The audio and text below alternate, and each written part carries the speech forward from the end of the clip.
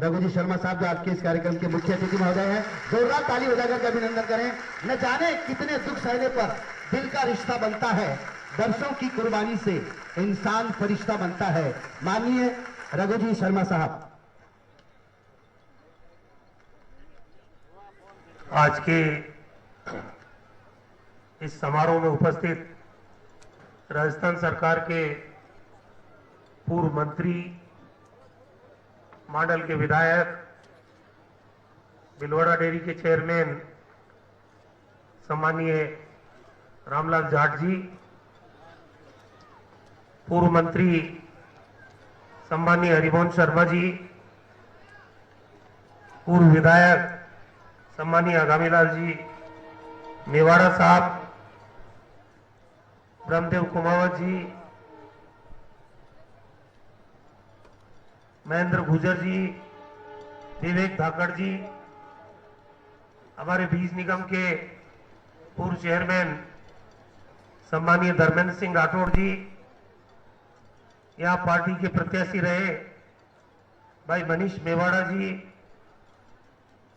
प्रधान पंचायत समिति हुड़ा कृष्णा सिंह जी, अविचल व्यास जी, दुर्गेश शर्मा जी,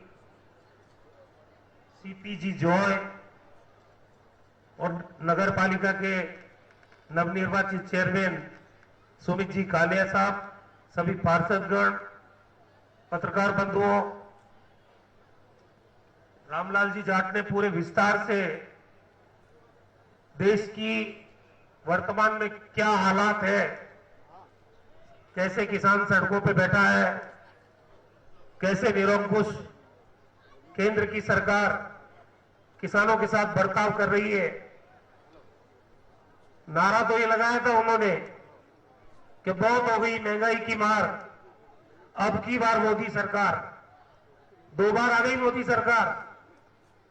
जब अंतर्राष्ट्रीय बाजार में क्रूड ऑयल का दाम 7वें आसमान पे था, तब कांग्रेस की सरकार सस्ते दाम में डीजल दे रही थी, पेट्रोल दे रही थी, रसोई गैस दे रही थी।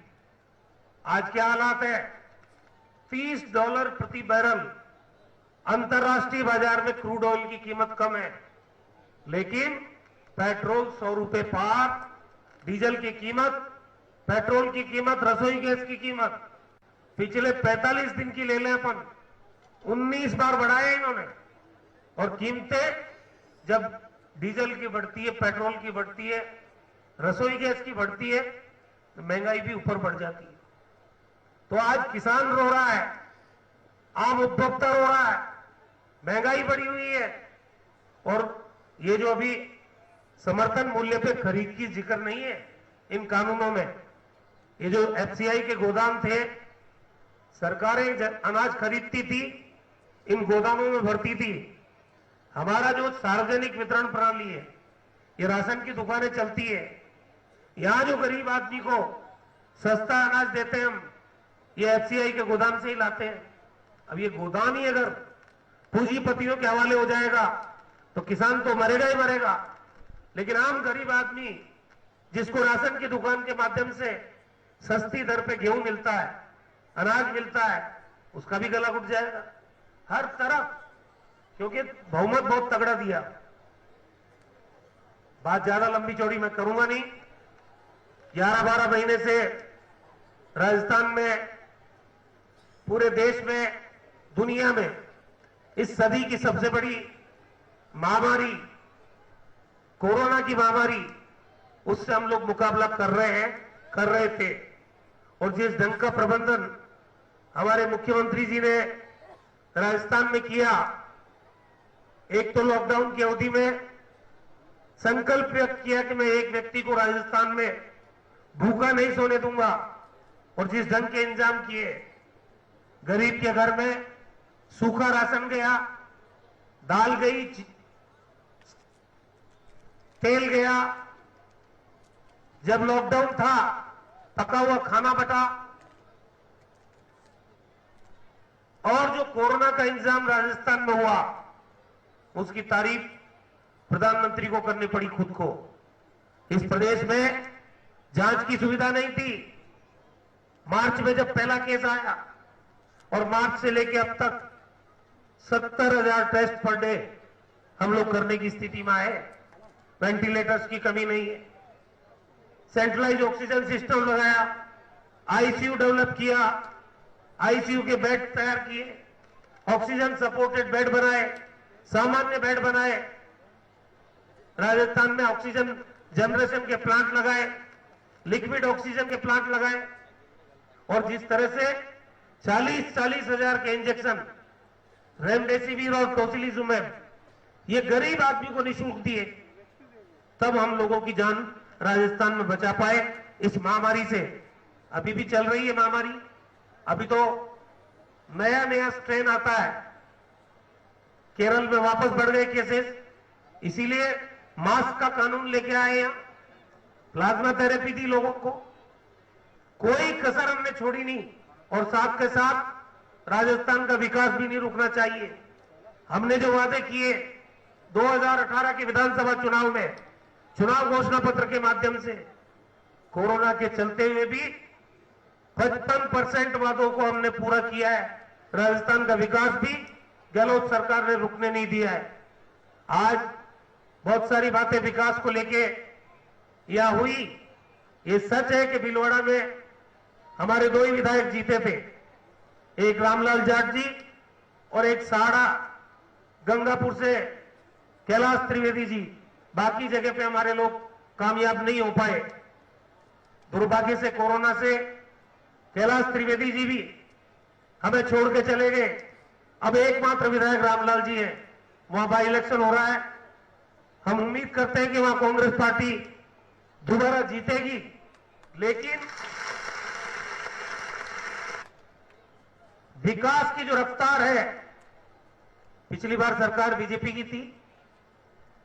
भीलवाड़ा जिले के लोगों को मालूम है कि भीलवाड़ा जिले में अगर लोगों की प्यास बुझाने का काम किया अगर तो कांग्रेस पार्टी की सरकार ने किया।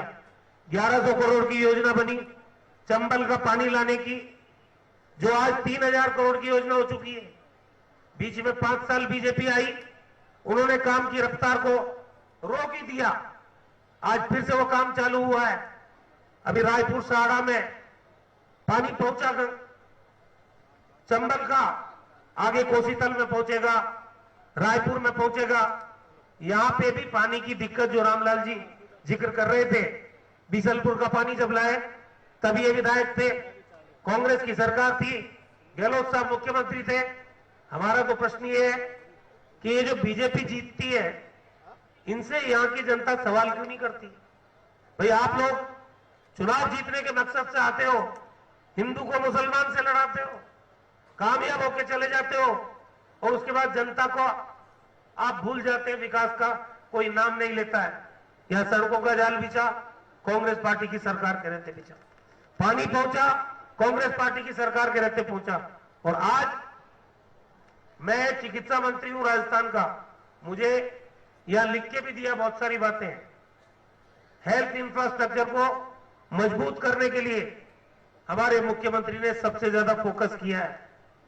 70 साल में राजस्थान में सरकारी क्षेत्र में 16 मेडिकल कॉलेज थे।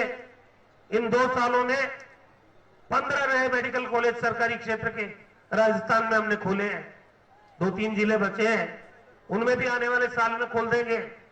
राजस्थान में 200 विधानसभा क्षेत्र है, हर विधानसभा क्षेत्र में एक सीएससी सामुदायिक चिकित्सा केंद्र, मॉडल चिकित्सा केंद्र बने, जहां हर प्रकार की सुविधाएं वहां के नागरिकों को मिले, ताकि उनको जिला मुख्यालय तक नहीं जाना पड़े, उनकी चिकित्सा वहीं हो जाए।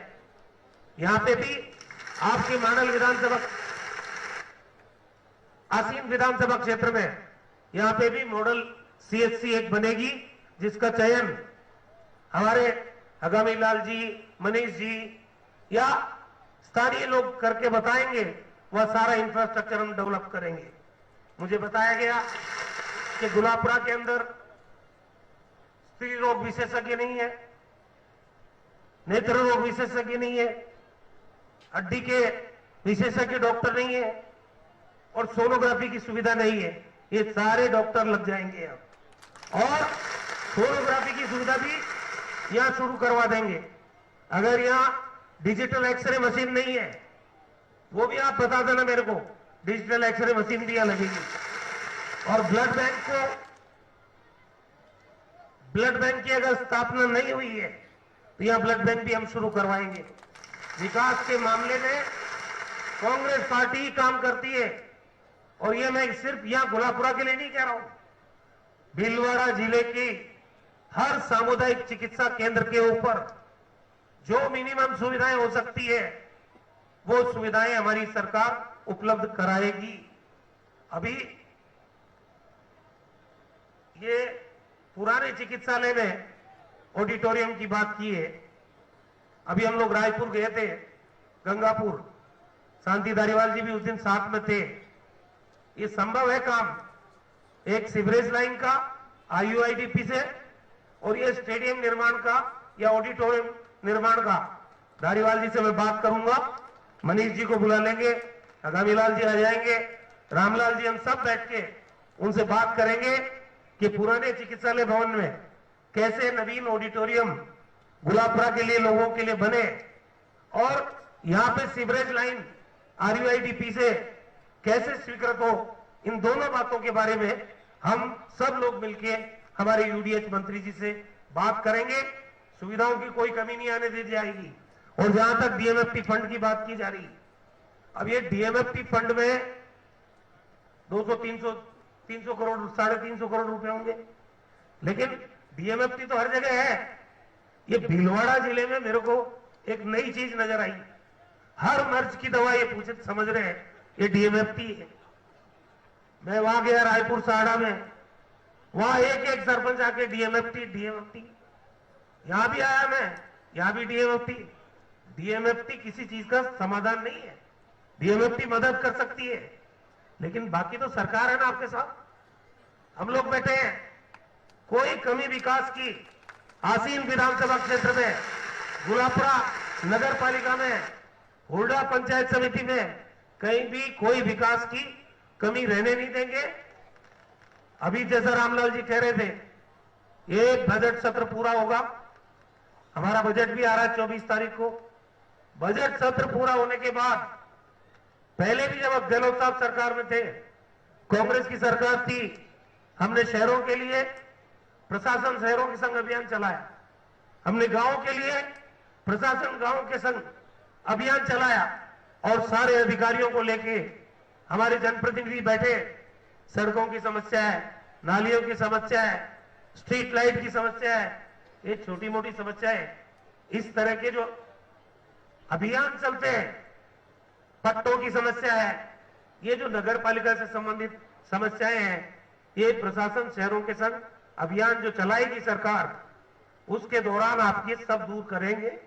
बड़े काम भी होंगे, छोटे काम भी होंगे, और ग्रामीण इलाकों में रहने वाले लोगों के काम प्रशासन गांव के संग अभियान के साथ हम संपन्न करेंगे। तो राजस्थान में विकास के नए आयाम हमारी सरकार स्थापित करेगी। हम बीजेपी की तरह नहीं है जो चुनाव से पहले अलग चेहरा होता है और चुनाव के बाद दूसरा चेहरा। चुनाव घोषणा पत्र कांग्रेस पार्टी ने जारी किया, हमने अधिकांश मांगे जो वायदे किए थे वो 2 साल की अवधि में पूरे किए हैं, और बचे हुए टाइम में 3 साल हमारे बचे हैं लगभग। राजस्थान के सर्वांगीण विकास में कांग्रेस की गहलोत सरकार कोई कसर छोड़ने वाली नहीं है। एक पर्ची मुझे हुरडा ग्राम पंचायत में गुलाबरा से सटी हुई है, मुझे मालूम है, नरेगा से स्टेडियम बनाने की बात कही है। ये सब चीजें हम ध्यान रखेंगे। जिला कलेक्टर को भी बोलूंगा, CEO जिला परिषद को भी बोलूंगा, अगर नरेगा में स्वीकृत हो सकता है तो वहां भी स्टेडियम स्वीकृत कराएंगे। मैंने कहा आपको विकास के कोई काम आपने चेयरमैन दिया है, आशीर्वाद दिया है, विधायक भी मात्र 150 वोटों से हारा है हमारा, पंचायत समिति दी है आपने, तो इसका मतलब यह है यहाँ की जनता का आशीर्वाद कांग्रेस पार्टी के साथ है। तो ये हमारा भी फर्ज बनता है कि आपका सर्वांगीण विकास हो। रामलाल जी पहले विधायक रहे हैं, ये जानते हैं इस क्षेत्र के बारे में, इसलिए इनके अनुभव का भी लाभ लेंगे। आगामी लाल जी और मनीष जी सब बैठ के कैसे ये इलाका आगे बढ़े, कैसे यहाँ के लोगों की दुख तकलीफ दूर हो, हमारे चेयरमैन साहब को भी हम लेंगे। और आप ये भरोसा रखिए कि आज जब नया चेयरमैन शपथ ग्रहण कर रहा है तो हमारी जिम्मेदारी भी बढ़ जाती है और उसी जिम्मेदारी का निर्वहन हम सब लोग टीम भावना के रूप में करेंगे। आपने मुझे याद किया, मैं आपका बहुत बहुत आभारी हूं। बहुत बहुत धन्यवाद।